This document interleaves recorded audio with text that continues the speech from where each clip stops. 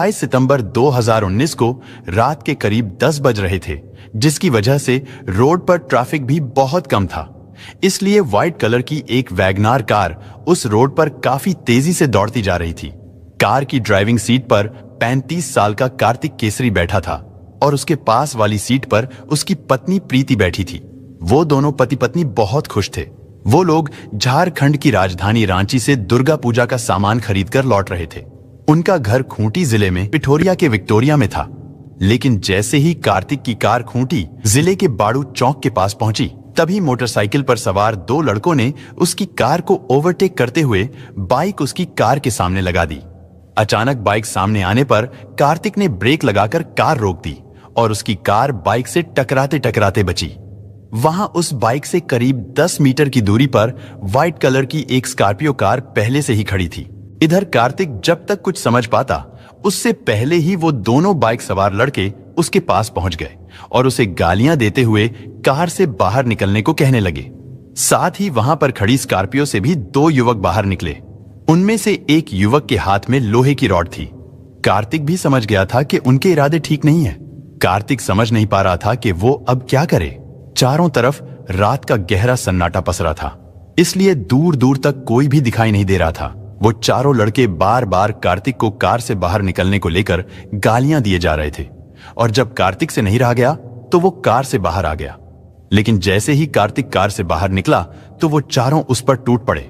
उन्होंने कार्तिक पर लात और घूंसों की बारिश कर दी। इसी बीच लोहे की रॉड हाथ में लिए युवक ने कार्तिक के सिर के पीछे से जोरदार वार किया। उसका वार इतना जोरदार था कि एक ही वार में कार्तिक का सिर फट गया। उसके मुंह से एक दर्दनाक चीख निकली और वो जमीन पर गिर गया। उसके नीचे गिरते ही चारों ओर खून ही खून फैलने लगा। वो चारों लड़के जब पूरी तरह से संतुष्ट हो गए कि कार्तिक अब मर चुका है, तो फिर वो लोग वहां से चले गए। कार में बैठी डरी सहमी प्रीति अपनी आंखों के सामने पति को दम तोड़ते हुए देखती रही। हमलावरों के चले जाने के बाद वो रोती हुई कार से बाहर निकली और उसने पति को हिला डुला कर देखा, लेकिन कार्तिक के शरीर में कोई भी हलचल नहीं हुई। वो मर चुका था। प्रीति दहाड़े मारकर रोने लगी। उसकी समझ में नहीं आ रहा था कि वो इस दुख की घड़ी में मदद के लिए किसे पुकारे। लेकिन फिर अचानक रोते रोते उसे अपनी बहन का बेटा शंकर याद आ गया। प्रीति ने फोन करके पूरी बात शंकर को बताई। मौसी की बात सुनकर शंकर बुरी तरह घबरा गया, लेकिन फिर भी उसने प्रीति की हिम्मत बढ़ाई और कहा कि वो घबराए नहीं, वो जल्दी ही उसके पास पहुंच रहा है। शंकर फोन काटते ही घटनास्थल के लिए रवाना हो गया। इसी बीच प्रीति ने अपने ससुर जनार्दन केसरी और चचेरे देवर रंजीत को भी फोन करके इस घटना की सूचना दे दी। सूचना मिलते ही कार्तिक के घर वाले भी घटनास्थल पर पहुंच गए। इसके बाद प्रीति के भांजे शंकर ने समझदारी दिखाते हुए सबसे पहले एक गमछे से कार्तिक के सिर को बांधा, क्योंकि कार्तिक के सिर से अभी भी खून निकल रहा था। इसके बाद वहां पर मौजूद लोगों ने कार्तिक को एक कार में डाला और तुरंत उसे हॉस्पिटल लेकर गए। लेकिन वहां डॉक्टरों ने उसे मृत घोषित कर दिया, क्योंकि वो इलाका कांके थाने के अंतर्गत आता था। और जैसे ही कार्तिक केसरी की हत्या की सूचना कांके थाने की पुलिस को मिली, तो एसओ विनय कुमार सिंह तुरंत पुलिस टीम के साथ हॉस्पिटल पहुंच गए। हॉस्पिटल में भारी भीड़ जमा थी, क्योंकि मृतक कार्तिक केसरी कोई आम आदमी नहीं था। वो पिठोरिया का राशन डीलर और सामाजिक कार्यकर्ता था, इसलिए उस इलाके में दूर दूर तक लोग उसके नाम से वाकिफ थे। उसके जानने वालों को जैसे ही उसकी हत्या की सूचना मिली, वो लोग हॉस्पिटल पहुंच गए। भारी भीड़ को देखकर एसओ विनय सिंह समझ गए थे कि अगर यहां पुलिस फोर्स नहीं बुलाई गई तो बड़ा हंगामा हो सकता है। इसलिए उन्होंने तुरंत एसएसपी अनीस गुप्ता को घटनास्थल के हालात के बारे में बताकर पुलिस फोर्स भेजने को कहा। एसएसपी अनीस गुप्ता ने स्थिति को कंट्रोल करने के लिए पिठोरिया थाने के एसओ विनोद राम को भी फोर्स के साथ हॉस्पिटल भेज दिया। दोनों थानों की पुलिस ने हॉस्पिटल पहुंचकर स्थिति को कंट्रोल में कर लिया था और फिर कुछ देर बाद एएसपी अमित रेणु और डीएसपी नीरज कुमार भी हॉस्पिटल पहुंच गए। पुलिस अधिकारियों से कार्तिक के घर वाले एक ही मांग कर रहे थे कि हत्यारों को जल्द से जल्द अरेस्ट किया जाए, वरना इस भारी भीड़ को फिर हम भी नहीं रोक पाएंगे और फिर इसका जिम्मेदार खुद प्रशासन ही होगा। एएसपी अमित रेणु ने कार्तिक के घर वालों को भरोसा दिलाते हुए कहा कि अगर आप लोग कानून की मदद करेंगे तो हत्यारों को जल्द ही अरेस्ट कर लिया जाएगा। उन्होंने कहा कि आप लोग पुलिस को अपने तरीके से काम करने दें। उस समय तो कार्तिक के घर वाले कुछ नहीं बोले। एसपी साहब की बात सुनकर शांत हो गए और वहां पर मौजूद लोगों को भी समझा दिया कि पुलिस को अपना काम करने दे। इसके बाद पुलिस ने कार्तिक के शव को कब्जे में लेकर उसे पोस्टमार्टम के लिए भिजवा दिया। इसके बाद पुलिस ने घटना के एकमात्र चश्मदीद यानी मृतक की पत्नी प्रीति से पूछताछ की। प्रीति ने रोते हुए पुलिस को बताया कि कार्तिक को 4-5 लोगों ने मिलकर लाठी डंडे और रॉड से मार मार कर बुरी तरह जख्मी कर दिया था। इसके बाद वो लोग 2 बाइकों से पिठौरिया चौक की तरफ भाग गए थे। प्रीति ने बताया कि दूर होने की वजह से वो उनका चेहरा ठीक से नहीं देख पाई थी। उधर थाना प्रभारी विनय कुमार सिंह और एसओ विनोद राम अपने साथ मृतक के घर वालों को लेकर घटना स्थल पर पहुंचे। घटना स्थल पर काफी दूर तक खून फैला हुआ था, जो कि अब सूख चुका था। सबूत जुटाने के लिए पुलिस ने खून से सनी मिट्टी का सैंपल लेकर रख लिया था। इसके अलावा पुलिस को घटना स्थल से और कोई भी सबूत या सुराग नहीं मिला। फिर उसी रात मृतक कार्तिक के पिता जनार्दन केसरी की तहरीर पर पुलिस ने 5 अज्ञात लोगों के खिलाफ धारा 302 और 201 के तहत मुकदमा दर्ज कर लिया। इस तरह कागजी कार्रवाई पूरी करते हुए पुलिस को रात के करीब 2 बज गए थे। इसके बाद 30 सितंबर को कार्तिक की पोस्टमार्टम रिपोर्ट भी आ गई। पोस्टमार्टम रिपोर्ट के मुताबिक कार्तिक की मौत सिर में गहरी चोट और अधिक खून बहने के कारण हुई थी। कार्तिक केसरी की हत्या को 3 दिन बीत चुके थे, लेकिन 3 दिन बीत जाने के बाद भी पुलिस के हाथ खाली थे, यानी कोई भी सुराग या सबूत पुलिस के हाथ नहीं लगा था। एसएसपी अनिल गुप्ता ने इस घटना के खुलासे के लिए डीएसपी नीरज कुमार के नेतृत्व में एक टीम गठित की। इसके बाद पुलिस ने नए सिरे से इस केस की बारीकी से जांच शुरू की। घटना की स्थिति के बारे में जानने के लिए एक बार फिर पुलिस टीम क्राइम सीन पर पहुंचे, क्योंकि अभी तक की जांच में पुलिस को यही पता चला था कि घटना वाली रात दोनों पति पत्नी रांची से दुर्गा पूजा की खरीदारी करके घर लौट रहे थे। इसी बीच ये घटना घटित हो गई थी, लेकिन पुलिस को एक बात खटक रही थी कि हत्यारों ने इस घटना को लूट की नीयत से तो बिल्कुल भी अंजाम नहीं दिया था, क्योंकि अगर लूट की नीयत से वारदात की गई होती तो फिर कार्तिक की पत्नी के साथ भी जरूर लूटपाट हुई होती। लेकिन प्रीति के साथ ऐसा कुछ भी नहीं हुआ था। और दूसरी बात यह कि जब पत्नी की आंखों के सामने 4-5 लोग लाठी डंडे और रॉड से उसके पति पर हमला कर रहे थे तो पत्नी ने विरोध क्यों नहीं किया था, बल्कि वो तो कार में बैठी हुई अपने पति की हत्या का तमाशा देख रही थी। तीसरी सबसे खास बात जो प्रीति ने पूछताछ के दौरान बताई थी कि अपराधी इस वारदात को अंजाम देने के बाद 2 बाइकों पर सवार होकर पिठौरिया चौक की ओर भागे थे, लेकिन उस रास्ते के सभी सीसीटीवी कैमरा की फुटेज चेक करने पर उस रात प्रीति के बताए गए समय पर कोई भी बाइक सवार उस ओर भागते हुए नहीं दिखाई दिया था। और इसका मतलब था कि प्रीति झूठ बोल रही थी, जिसकी वजह से पुलिस को अब प्रीति पर भी शक होने लगा था कि कहीं इस हत्या में प्रीति का ही तो हाथ नहीं है। इसका पता लगाने के लिए पुलिस ने कार्तिक और उसकी पत्नी प्रीति की कॉल डिटेल्स निकलवाई, लेकिन प्रीति की कॉल डिटेल को देखकर पुलिस के पैरों तले से जमीन खिसक गई। जाहिर सी बात है, घटना के समय प्रीति के फोन की लोकेशन तो घटना स्थल पर ही थी, क्योंकि वो अपने पति के साथ थी, लेकिन उसने अपने फोन से इस दुखद घटना से कुछ देर पहले एक ही नंबर पर कई बार फोन किया था।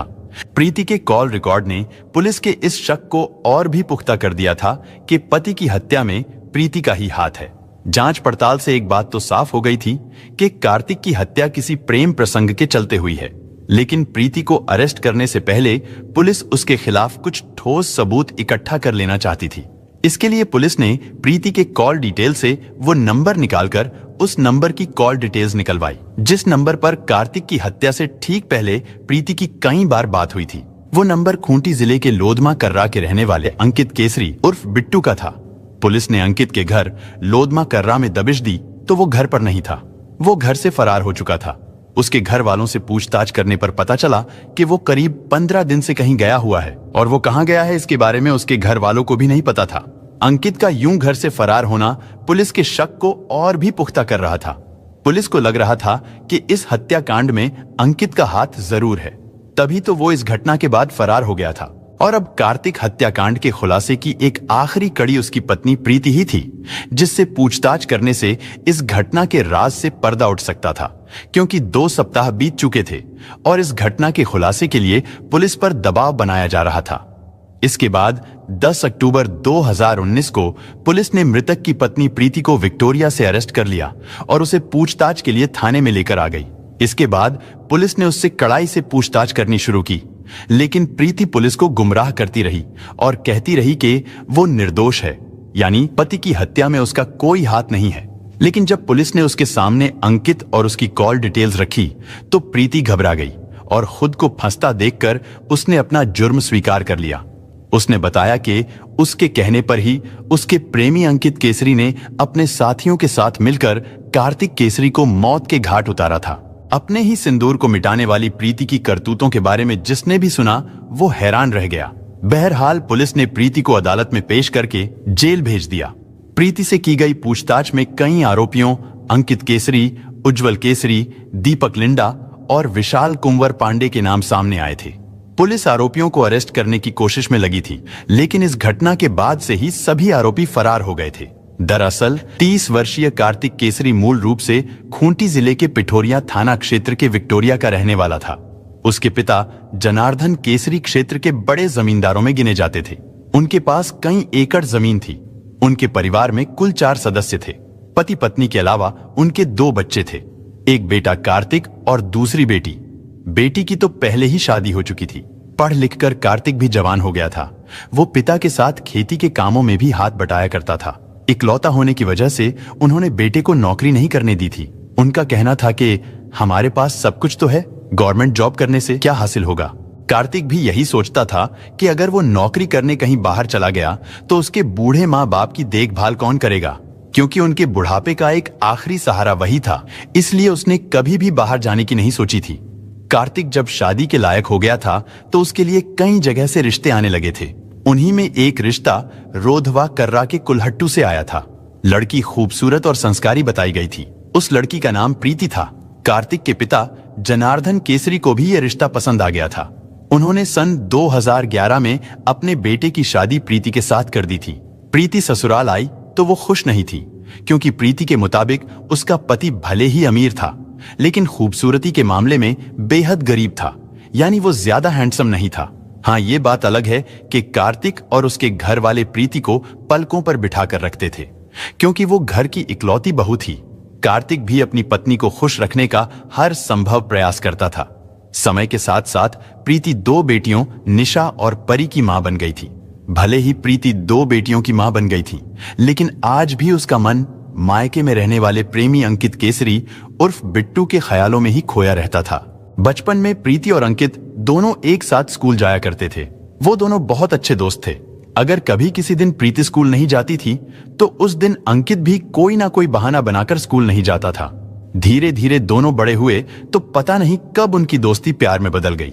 स्कूल के दिनों में हुआ प्यार जब परवान चढ़ा तो प्रीति और अंकित अपने प्यार को लेकर काफी सीरियस हो गए। वो दोनों एक दूसरे से शादी करना चाहते थे, लेकिन वो दोनों एक ही गांव में और एक ही पड़ोस में रहते थे, इसलिए उनकी शादी हो पाना संभव नहीं था। हालांकि ऐसा नहीं था कि प्रीति और अंकित के प्यार के बारे में उनके घर वालों को पता नहीं था। उनके घर वालों को उन दोनों के प्रेम संबंधों के बारे में सब कुछ पता था। इसलिए ही तो प्रीति के घर वाले उसकी शादी जल्द से जल्द कहीं और कर देना चाहते थे। प्रीति के घर वालों ने अंकित से पीछा छुड़ाने के लिए साल 2011 में उसकी शादी कार्तिक केसरी के साथ कर दी थी। सालों तक प्रीति और अंकित का प्यार राज ही बना रहा। पति के काम पर चले जाने के बाद प्रीति अपने आशिक अंकित से फोन पर घंटों घंटों बातें करती रहती थी। और एक बार प्रीति का प्रेमी अंकित उसकी ससुराल आया तो उसने अपने सास ससुर और पति से अंकित का परिचय दूर के रिश्ते के भाई के रूप में कराया। इसके बाद अंकित का प्रीति की ससुराल में भी आना जाना शुरू हो गया था। जिस दिन उसका पति किसी काम से शहर के बाहर जाता था तो प्रीति उस दिन सीधे साधे सास ससुर की आंखों में धूल झोंक कर अंकित को फोन करके बुला लेती थी।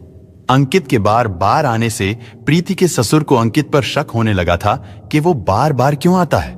इस बात को लेकर एक दिन कार्तिक अपनी पत्नी से पूछ बैठा कि अंकित बार बार यहाँ क्यों आता है, तुम उसे यहाँ आने से मना क्यों नहीं करती। प्रीति समझ गई थी कि कार्तिक को उस पर शक हो गया है। उसने ये बात फोन करके अपने प्रेमी अंकित को बता दी कि कार्तिक को उन पर शक हो गया है, इसलिए जब तक मैं ना कहूं तब तक तुम यहाँ मत आना।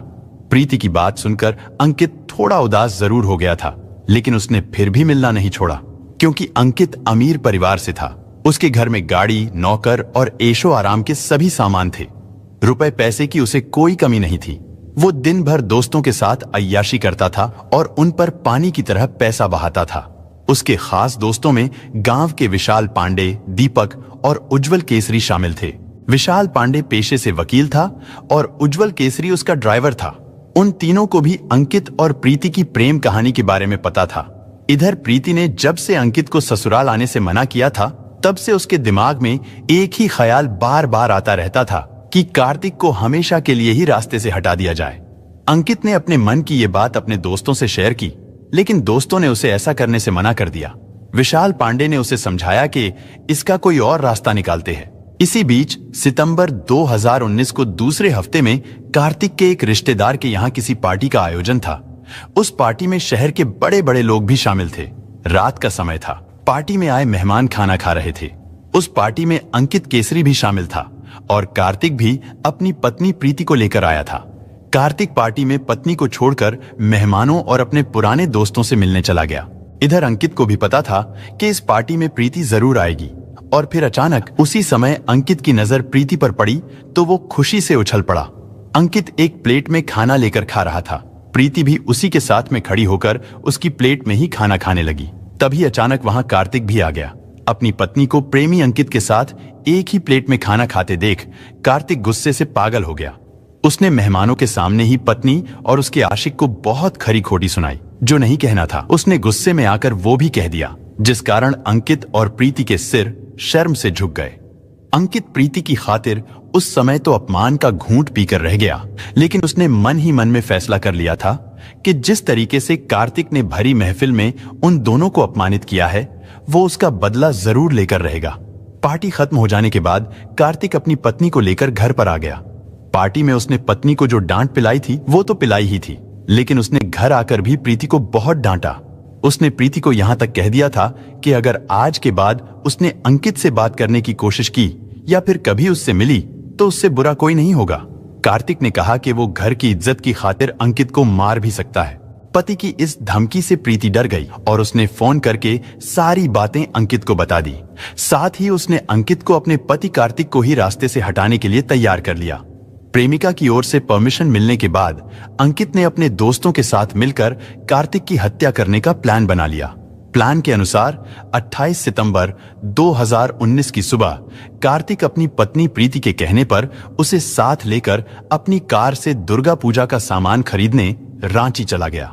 उन दोनों ने दिन भर खरीदारी की। दुर्गा पूजा पर हर साल खरीदारी करने की जिम्मेदारी कार्तिक की ही होती थी, क्योंकि वो दुर्गा पूजा समिति का अध्यक्ष भी था। खैर, खरीदारी करके रात के 8 बजे वो रांची से निकला। इसी बीच पति की आंखों में धूल झोंककर प्रीति ने अपने प्रेमी अंकित को बता दिया था कि वो रांची से घर के लिए लौट रही है और 2 घंटे में वो खूंटी पहुंच जाएगी। उधर अंकित ने अपनी स्कॉर्पियो कार में विशाल पांडे को बैठा लिया। विशाल उसका साथ देने के लिए पहले से ही तैयार था। उसने कार में लाठी डंडे और लोहे की रॉड छिपाकर रख ली थी। साथ ही एक बाइक पर दीपक और मंगेश सवार होकर अंकित के बताए स्थान बाड़ू चौक पर पहुंच गए। अंकित भी वहीं आकर छिपकर खड़ा हो गया। इसके बाद रात 10 बजे जब कार्तिक की कार बाड़ू चौक के नजदीक पहुंची तो पहले से घात लगाए बैठे अंकित ने दीपक को इशारा कर दिया कि आज कार्तिक किसी भी कीमत पर बचना नहीं चाहिए। तुम कार्तिक की कार को ओवरटेक करो और हम पीछे से आते हैं। दीपक ने ठीक वैसा ही किया जैसा उसे करने को कहा गया था।